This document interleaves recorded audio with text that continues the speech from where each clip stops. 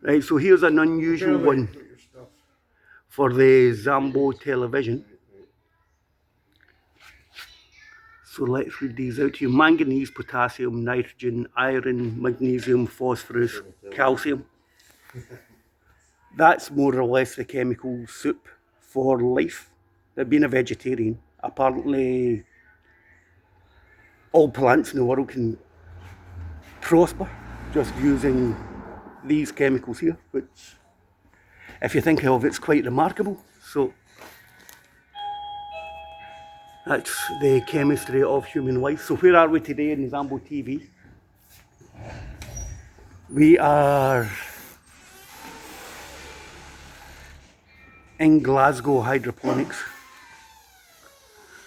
a shop that's been in the city for years and years and years, and we're about to talk to my main man Stevie. Steve, how you doing, son? How you doing, Tim? All right, how are you? I'm fantastic. What does hydroponics mean? It means like, it's an old Greek word for making water work for you.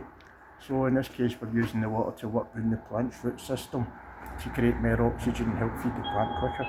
What are the benefits of growing things hydroponic? Listen, I love growing, right? I've got raspberries, blackberries, blueberries, apples, pears. What are the benefits? Well, we can grow in places where we normally wouldn't be able to grow plants, like indoors for example. During seasons we wouldn't be able to do, because it could be winter, summer, we could grow these plants out of season indoors under lights hydroponically. Now, we use an artificial light. Use an artificial light source if you're going to be growing indoors, yes, certainly. So that was my next question. If I had one of these lights and I wanted to propagate my tomato seeds and all the rest of it, I could do that earlier on in the year. I could get. Certainly, you could start that off in the winter and get yourself well ahead for the summer and the spring coming ahead. I know it sounds terrible, but I want to grow better tomato plants than my neighbours. Oh, well, good. I'm the right place to be. A good start. Like. Now, I noticed over here we have organic stuff as well. Organic stuff, we have organic. Come on, take us over and show us, Stevie. What's the benefits of growing organically? Well, organic people like their stuff usually tastes nicer, there's no chemicals in there, they're using natural stuff to grow their plants. So it's a more natural growing environment. Would I get the same yield if I was doing this hydroponically? The hydroponic ones would probably be higher. Right. Yeah, because you're maximising oxygen using chemical nutrients and speeding things up, let's say. As a keen home gardener, how cheap could I get into this? How much are the lights? What do the lights start from? What type of prices? Well, lights, we've got lights here for under £40. Would that be enough for me to propagate my tomato seeds and stuff like that? More than enough, yeah, most certainly. Aye, that'd be loads to get you going. So I could get into this, a small propagator, a 40 quid light, and... Or even less, probably, would depend what size of space you want, really. The smaller the better. Smaller the better? Yeah, for me, you know, 2 foot, you're away, we start growing indoors, propagating seeds, cuttings, that sort of thing. So this is remarkable. The benefits of the organic stuff, there's more flavour to your fruit when it grows. Usually, yes, yeah. And the benefits from the hydroponics is a more rapid growth. Bigger, faster, that sort of thing, yeah. And a higher fruit yield of the plant. The hydro system, most definitely. Right, let's go over and look at one of these hydroponic cubes. Because just now I'm in the middle of building a recording studio. And believe it or not, I've been using a very high density rock wool as a medium to cut down sound waves. So we can grow plants in this stuff. Oh, so certainly. So what we would do... Come on then, Steve, get it. Come on then. This is like, I'm fascinated. We would maybe get a wee cutting, let's say, established in one of the rock wool cubes. Right, so shows that. So you start off with these tiny wee rock baby one. Right. It's good for getting the babies cut. This is an artificial plant, it's just plastic we use for demonstration purposes. You cut wee bits approximately this size, you get them rooted in with your rooting gel, it pops in there, eventually in the propagator it will go. Right, so this is me in December. I've got a wee propagator, I've got a wee light on it. Can I put seeds direct onto this? You can put seeds or cuttings in that, most certainly, yeah. And you said there's a special fluid for growing the small seeds. It's not. Oh, aye, we've got stuff that's good for babies. I'll just show you. Right. Right. Where are you getting uploads for this from? This is fascinating. I'm a very, very keen home gardener. It's a solution that's good for feeding your seedlings or your wee cuttings where we get them. Right. Give us a look at it, Stevie. Right, so how much are these propagators? These wee propagators are about £6. £6, the light costs? The light costs about 40, we've got various types, but basically it goes down as low as I can't believe it. So that thing actually... These are the new more LED type ones, which provide a lot of light for a lot less wattage, so they're cheaper to run. Again, that cheap in me are two words that I love hearing. So LEDs has got they use a lot less electricity. So that was something like beside your wee propagator. They could have, you wouldn't have just a one plant in, you'd have quite a few, maybe a dozen or so.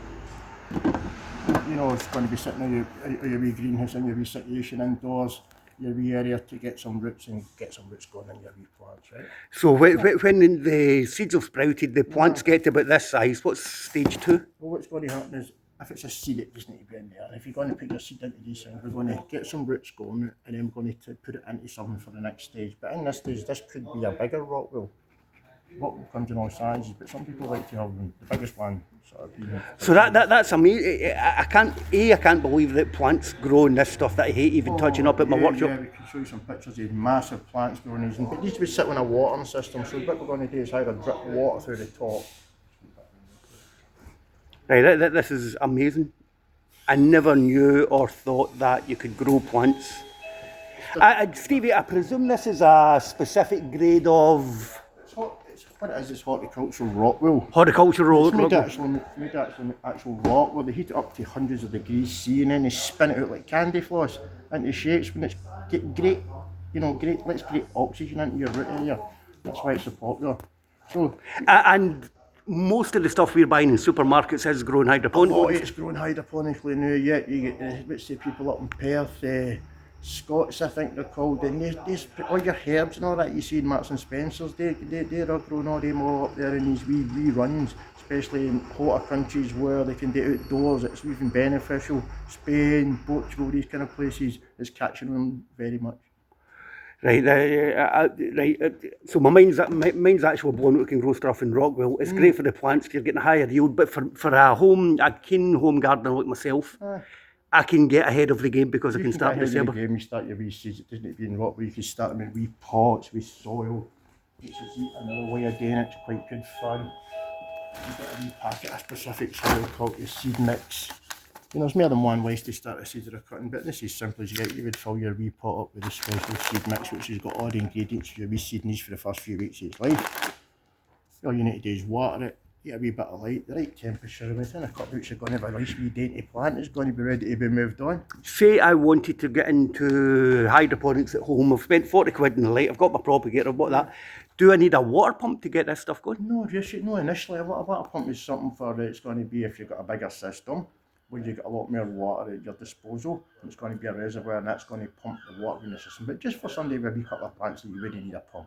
You would need a pump? We can start getting systems. I'll show you some. We can take it on a bit once you've got your wee plant established in a rock wool tube. And is that a real plant? It's a real plant. This is chlorophytum. You'll see the roots coming at the bottom yet. That's absolutely amazing. So that's chlorophytum, the spider plant, right, which grows into that in the border, but we could take it into a hydro system. We've got loads of hydro systems these days. So this is it. This is one of the systems. Right, we've got the wee cubes, put them into the bigger cubes. Your plant's now developed. Right, so what we could do is take this on a bit, right? So this is called a flow grow, this wee system, and it contains the bottom part. So for a starter, like myself, this would be what I'm after. This and the wee. I'll just take this out of the way. I'll have a bit of space. You want to grow one big plant, so you like some fun. So this is called the famous flow grow. And in there, we're going to fill it up with water and obviously solution with nutrition and water in there, right? And the top bit comes on, and there's a wee pump. And it's going to take the water from the bottom of the reservoir up to the growing chamber. And in that growing chamber, we put this plant, but we'd fill it up with pebbles. What's the idea with the pebbles? Is that just for drainage? Yeah, for the drainage and for the roots to grow.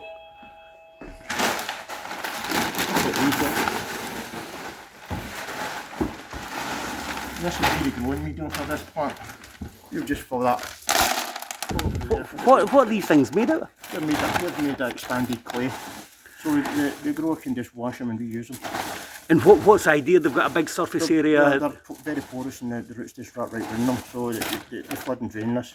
Or else they drip it for the top so the water's just running right through it. In a circular motion, so it's coming from the bottom of the reservoir up to the top, dripping through your plant and into the bottom, and it goes round and round. Maybe once a week the operator puts some fresh stuff in there. Before you So- look, so you're you going to don't- have a you- monster plant coming out of you, you know what to do with it. Be that big. So it's not complicated. No, it's just like, just a wee bit of a wee fish tank. Right. The last thing I want to do, because I want you to get back to what you were doing, is there's a photo in the window of a functioning big hydroponic system. Oh, aye, that's the autopot ones, yeah.